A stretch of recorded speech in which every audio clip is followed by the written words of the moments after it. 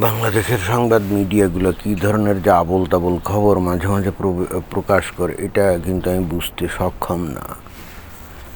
মাঝে মাঝে মনে হয় যে এই যে সংবাদপত্রের লোকজন যারা খবর টবর প্রকাশ করে, মাথা টাথা ঠিক আছে নাকি নাই বুঝলাম না। তো কী খবর প্রকাশ করছে? আজকের কণ্ঠ।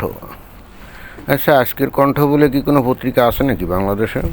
জানি না, থাকলে থাকতেও পারে, কিন্তু তারা যে খবরটা প্রকাশ করছে এটা আমার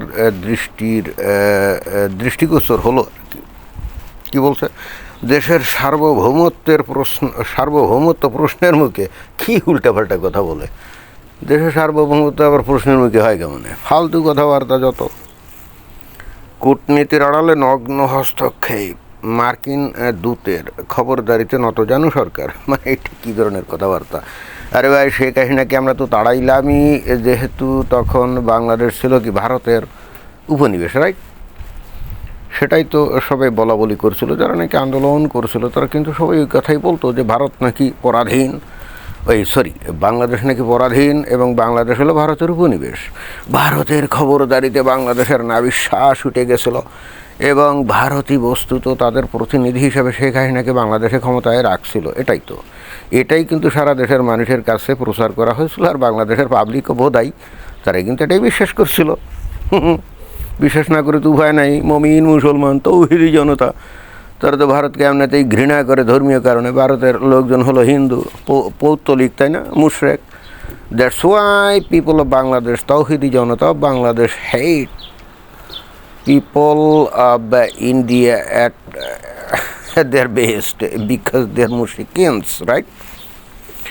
অতএব ভারতের বিরুদ্ধে উল্টাপাল্টা কথা যতই বলা হোক, মিষ্টি মুখরোচকভাবে যতই প্রকাশ করা হোক, সেটা সত্য।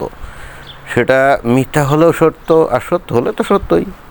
অর্থাৎ বাংলাদেশের মুমিন মুসলমানরা ভারতের বিরুদ্ধে যে ধরনের কোনো কথাবার্তা, যে ধরনের কোনো প্রোপাগান্ডা, এগুলো কিন্তু বিশ্বাস করার জন্য they are ready to accept it mentally.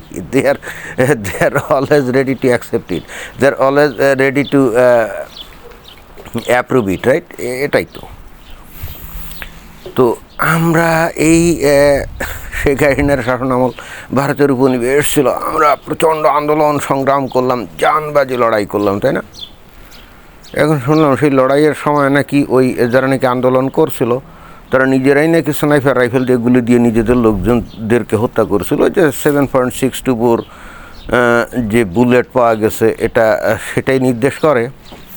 এবং আরও খবর পাওয়া গেল যে আন্দোলন যখন করছিল, যে পোলাপান যেগুলো যে সামনে টামনে ছিল, বুক সিতা টিতা দিচ্ছিল, এদেরকে নাকি মাদক দ্রব্য খাওয়ানো হয়েছিল যাতে করে তারা ভয় ঠায় না পায়। দেখবে সেটা ভিন্ন কথা, বাট এটা তো বাংলাদেশের মানুষ বিশ্বাস করতো এবং এখনও করে যে বাংলাদেশ ছিল ভারতের উপনিবেশ। 1971 সালে কিসের বাংলাদেশ স্বাধীন হয়েছিল?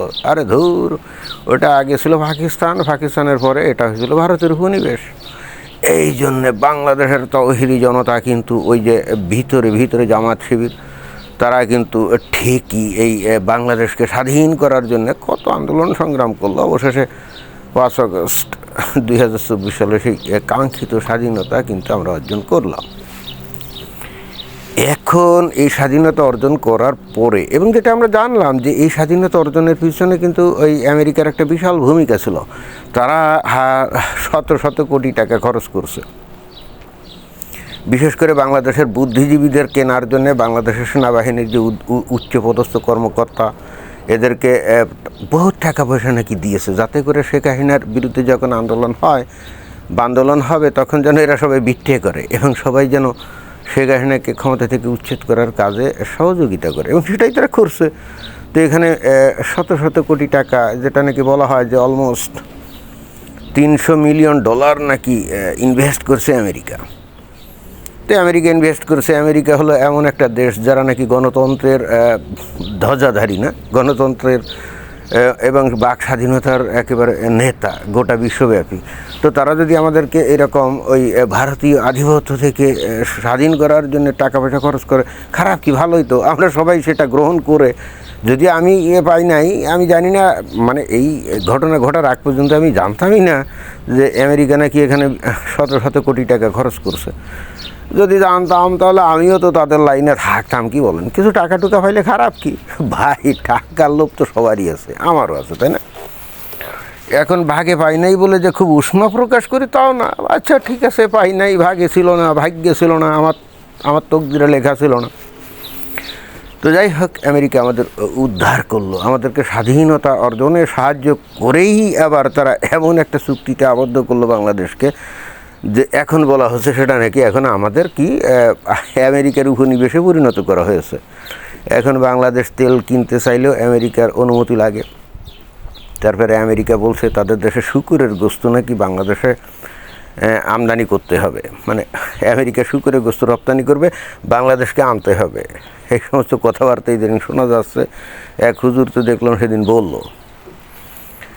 তো এ ব্যাপারে আমার বক্তব্য হলো যে শূকরের গোস্ত তো এমনি ইসলামে হারাম আমরা জানি, বাট ওই এনায়েতুল্লাহ আব্বাসীর ফর্মুলা গ্রহণ করা যেতে পারে কি সেটা, যে ওই যে মদের মধ্যে নাকি একটু লবণ মিশালে সেটা সিরকা হয়ে যায়, অর্থাৎ সিরকা হয়ে গেলে সেটা তো হালাল হয়ে যায়, এটা তোর মদ থাকে না।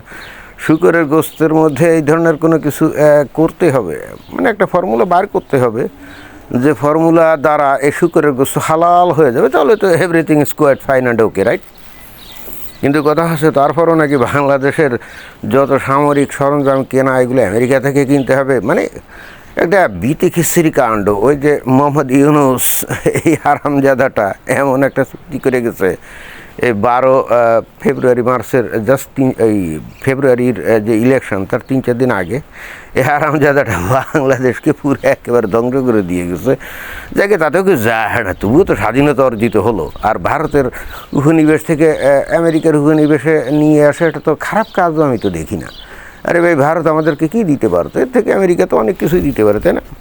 আমি কিন্তু সাপোর্ট করি, এবং আমি কিন্তু এটাও সাপোর্ট করি, আমি বেশ কয়েকটা ভিডিওতে বলছি, আরে ভাই কিসের উপনিবেশ থাকবো, আমেরিকা খোদ বাংলাদেশকে তাদের একটা স্টেট হিসেবে ঘোষণা দিলেই তো ভালো হতো।